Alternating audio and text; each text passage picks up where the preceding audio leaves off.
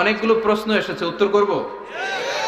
আমার 3টি প্রশ্ন। মৃত ব্যক্তির জন্য 4 দিন ও 40 দিন পর সমাজের সবাইকে দাওয়াত করে খাওয়ানোটা সওয়াবের কাজ কি? মৃত ব্যক্তির পাশে বসে কোরআন মাজিদ পড়া ও খতম দেওয়া কি সওয়াবের কাজ? আমরা যে কবরস্থানের পাশে গিয়ে বলি আসসালামু আলাইকুম হালাল কবর, এটা কি ঠিক কিনা? মৃত ব্যক্তির জন্য 4 দিন ও 40 দিন পর আপনারা যেটা করেন এটা বলে 40 কি বলে? সবাই একটা রমরমা ভাব নিয়ে খাইতে যায়, মনে হয় যে বিয়ের দাওয়াত খাইতে যাইতেছে। আছে না নাই? তো যে মরছে আপনি তার জন্য কাঁদবেন, দোয়াই না করবেন, এত খুশি কেন আপনাদের? আপনি খাওয়ান, খাওয়াতে দোষ নাই।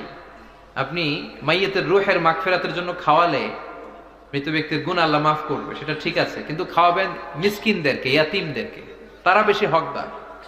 এখন দেখা যায় 40 মিসকিনদের জায়গা কম, এলাকার পয়সাওয়ালা লোকেরা এসে লাইনে বসে থাকে। আমি দেখেছি যেটা, কিন্তু দরকার ছিল, আমার আব্বা মারা গেছে, এই এতিমখানায় আমি একটা গরু দিয়ে দিলাম, ওরা সারা বছর খেতে পায় না, ওরা খাবে, খেয়ে আমার আব্বার জন্য দোয়া করবে, ঠিক কিনা?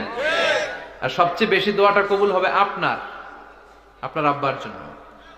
আপনি যাকে দোয়া করানোর জন্য আনলেন, উনি কি আপনার আব্বার জন্য কাঁদবে?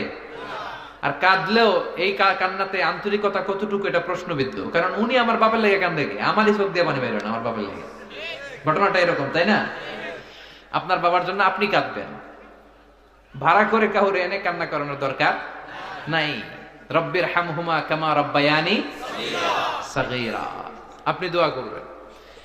ইসলামকে আমাদের মানতে হবে ঠিক তেমন বিশ্বনবী শিখিয়ে গিয়েছে যেমন।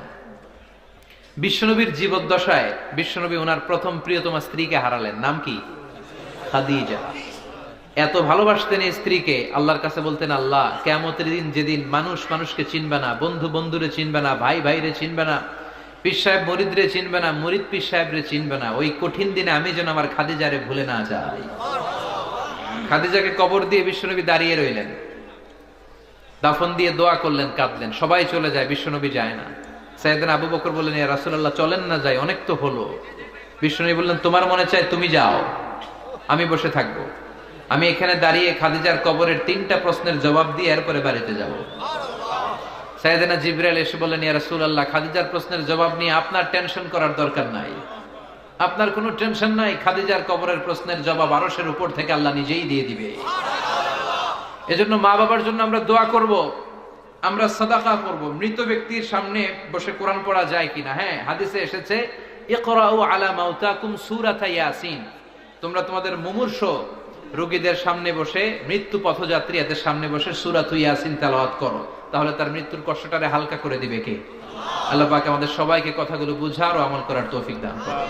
সুবহানাকাল্লাহুম্মা ওয়া বিহামদিকা আশহাদু আল্লা ইলাহা ইল্লা আনতা আস্তাগফিরুকা ওয়া আতুবু ইলাইক। কেউ উঠবেন না, বসেন। হযরতুল